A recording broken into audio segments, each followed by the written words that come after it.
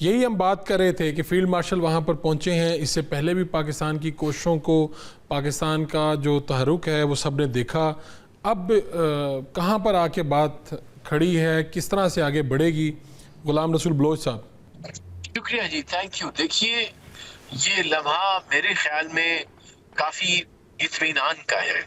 اس لیے اطمینان کا ہے کہ پاکستان کا سب سے بڑا جو کاوشیں تھی میڈیشن، اس میں جو پروفیشنل طریقے سے جس طرح سے ان کو ہینڈل کیا گیا، جس طرح ہائیسٹ لیول کے اوپر، جس کانفیڈینشیلٹی سے، جس کنسسٹنسی سے، اس کا انشاءاللہ اب میں بہت آپٹمسٹک ہوں کہ جیسے ہی انشاءاللہ فیلڈ مارشل عاصم منیر صاحب تہران پہنچ چکے ہیں ابھی یا پہنچنے والے ہیں، یا آخری خبر جو میں دیکھ کے آیا تھا کہ وہ تہران کے لیے روانہ ہو چکے ہیں.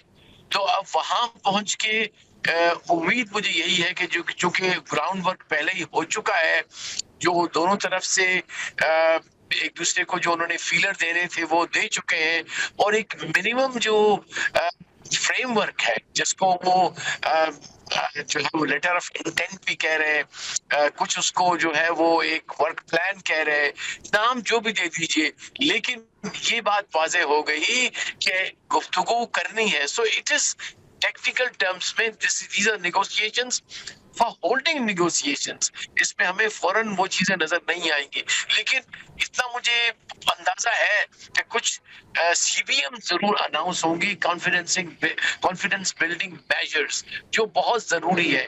مثلاً کسی طرح سے جو اسٹیٹ آف ہارموز ہے اس کی اندر ریلیکسیشن دونوں طرف سے ہوگی. جو 2 بلاکیڈ ہیں، ایک ایران کا بلاکیڈ اور ایک یو ایس کا بلاکیڈ، تو وہ میوچولی اس میں کوئی ایسا ارینجمنٹ ہوگا کہ وہ ایران کو نہیں روکیں گے اور ایران جو شپ ہے ان کو نہیں. بالکل ٹھیک. اچھا بلوچ صاحب، اب آپ کو کیا لگتا ہے کہ کب یہ جو معاملہ ہے کہاں تک چلے گا؟ ابھی بھی دنیا تو تنگ آ گئی، اور معاشی طور پہ خاص طور پہ جو کمزور معیشت ہے ان کو تو بہت ہی نقصان پہنچا ہے. تو اب آپ کیا دیکھتے ہیں؟ اب ہم سب پر امید ہیں، لیکن یہ کتنا لنگر آن ہو سکتا ہے؟ دونوں فریق نکلنا بھی چاہتے ہیں لیکن مسئلہ حل نہیں ہو رہا. دیکھیے، ابھی چیلنج یہ نہیں تھا کہ آفٹر ایفیکٹس کو کیسے جو ہے وہ رسپونڈ کرنا ہے. ابھی اصل چیلنج جو سر دست تھا وہ کہ جنگ کو دوبارہ نہیں ہونے دینا.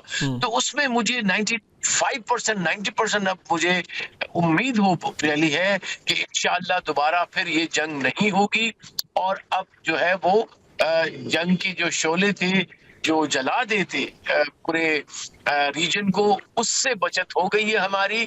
اور لیکن اس کے جو آفٹر ایفیکٹس ہیں وہ بہت زیادہ ہے.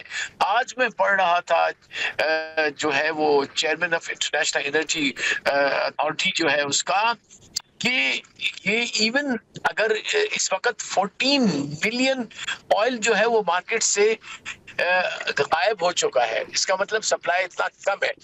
جو جن کے پاس اگر کوئی انہوں نے کنزرو بھی کیا ہوا تھا، ڈپازٹس بھی تھے، جس طرح چائنا کے پاس 6 منتھس کا انہوں نے ڈپازٹ کیا رکھا تھا، لیکن اس میں سے بہت سارا ختم ہو چکا ہے. اسی طرح باقی اور جو ملک ہیں جن کے پاس تو ذخیرہ کرنے کی جگہ ہی نہیں ہے، پاکستان ہے، فلپین اور جو افریقن کنٹریز ہیں، تو وہاں بھی وہ کہتے ہیں it will take them about a year to do that.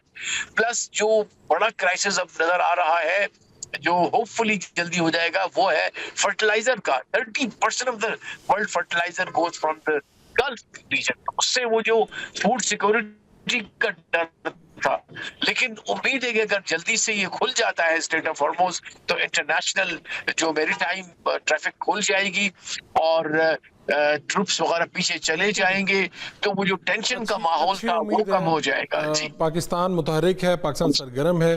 دیکھیے کیا ہوتا ہے.